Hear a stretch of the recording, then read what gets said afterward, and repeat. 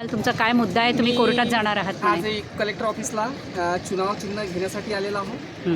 मला पाठी मिळालेली आहे आणि त्याच्यासोबतच मी घरूनच पत्र तयार करून आणलं होतं की मला जे हे चुनाव आहे ॲज अ कॅन्डिडेट मला हे चुनाव बॅलेट पेपरनं पाहिजे आणि त्याच्यामध्ये माझ्या 3 प्रकारच्या प्रे आहेत.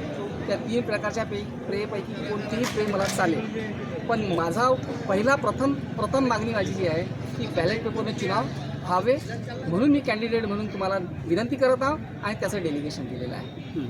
तुमची काय म्हणणं आहे? माझं स्पष्ट म्हणणं आहे की EVM इलिगल आहे आज, बिकॉज EVM जे आहे 4 लॉजचा इश्यू आहे. एक बेसिक जो आहे रिप्रेझेंटेशन ऑफ पीपल ॲक्ट, दुसरा कंडक्ट ऑफ इलेक्शन रूल्स 1961 आणि most important information technology act 2000 and the telecommunications act 2023.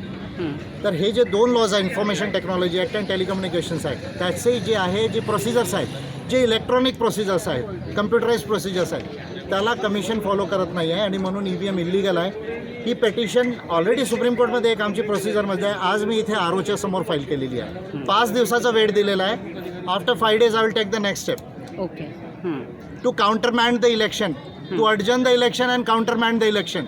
ये इलेक्शन को मैं अर्जन कराने के लिए स्टेप लूँगा. इसके बाद 5 दिन के बाद I am declaring with you, Nagpur Lok Sabha का चुनाव मैं अर्जन कराऊंगा. आई एम डिक्लेयरिंग दिस. 5 दिन दिया है केवल इनको, उसके बाद में इलेक्शन को अर्जन कराऊंगा मैं. ये इलेक्शन अंडर क्वेश्चन रहेगा हरदम. मेरी पिटीशन जब तक फाइनल नहीं होती है, हाई कोर्ट से लेकर सुप्रीम कोर्ट तक कि ये इलेक्शन इलीगल रहेगा. मैं आपको पहले बता रहा हूँ, बता दीजिए सब कैंडिडेट को, बाद में मत बोलिएगा कि मानकर साहब ने बताया नहीं. It is a very serious legal challenge to EVM और पूरे देश में 100 सीटों पे कर रहे हैं हम API. आज राजस्थान में 3 सीटों पे फाइल किया है, कल छत्तीसगढ़ में फाइल करेंगे, महाराष्ट्र के 3 सीट पे अभी फाइल किया है. पूरे देश में 100 सीटों पे फाइल कर रही है. चुनाव को EVM से होने नहीं देंगे हम लोग. ठीक है, बताइए टीवी वाले डर रहे, अब कहाँ भाग गए?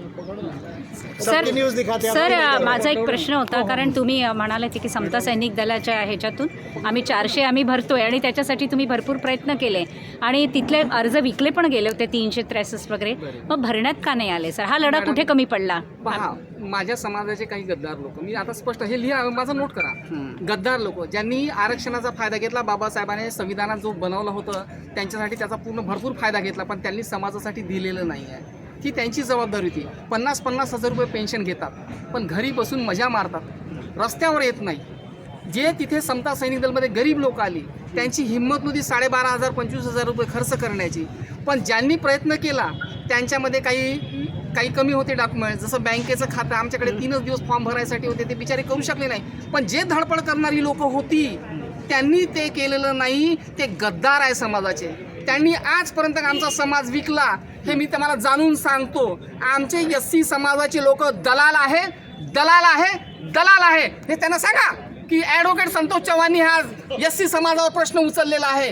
त्यांचं काम होतं देशाचं संविधान वाचवण्याचं. 2024ला जर इलेक्शन EVMने झाले तर या देशामध्ये कॉन्स्टिट्यूशन संपणार आहे, कलेक्टरेट संपणार आहे. सर्वात पहिले जे आहे, जे येणार संघी लोक येणार आहे, ते देशाच्या सुप्रीम कोर्टावर आघात करतील, सुप्रीम कोर्ट बंद पाडतील. म्हणून 1935 के पहले कोई सुप्रीम कोर्ट इस देश में नहीं था, हमको सुप्रीम कोर्ट की ज़रूरत नहीं. उसके बाद में इलेक्शन कमीशन की क्या ज़रूरत है बोलेंगे, अभी तो मैं राजा हूँ, तो इलेक्शन कमीशन भी बंद हो जाएगा. और उसके बाद में इलेक्शन कमीशन बंद हो गया तो फिर ये कलेक्ट्रेट की क्या ज़रूरत है, इनको भी बंद कर दो.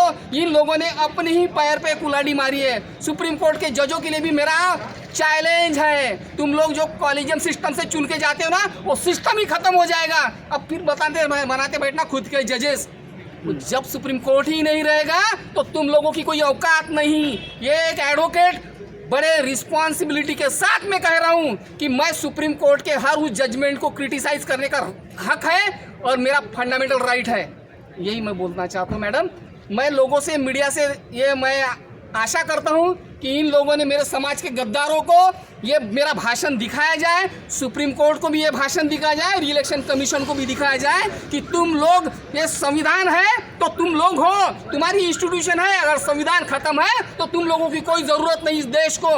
मैं तो लड़ते लड़ते मर जाऊंगा, लेकिन मेरा भाषण तुम लोग याद रखना कि संतोष चौहान जो एडवोकेट था, जो मैं प्रैक्टिशनर हूँ, और मेरा एक सबसे बड़ा इस नागपुर में एक मेरा एक ये है दबदबा, यह है कि मैं मराठी में आर्गुमेंट करता हूँ हाई कोर्ट में.